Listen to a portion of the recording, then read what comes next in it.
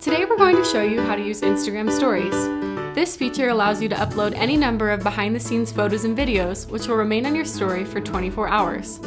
The photos or videos could show off pictures from a campaign you're running, your team members gathered together for a team meeting or activity, a new product or machine in your office, an event you are attending, or anything you want. Here's how to do it. To start a new story, click the plus arrow in the top left corner of your Instagram feed.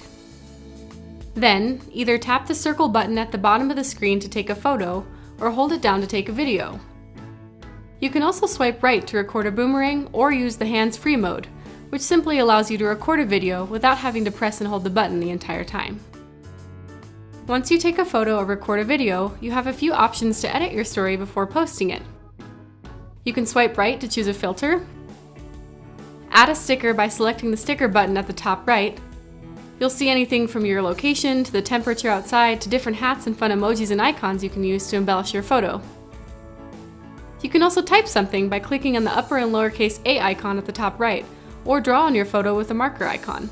You can easily change the size and color of whatever you write or draw, and can press undo at any time if you make a mistake. Once your post looks the way you want it, publish your story by clicking on the plus sign above the Your Story text at the bottom left. You can also save your post if you want to hold on to it and post it onto your other social media pages later on by tapping the Save button, also found at the bottom left. If you want to watch your story, just click on your account's icon at the top left of your home screen or on your personal profile.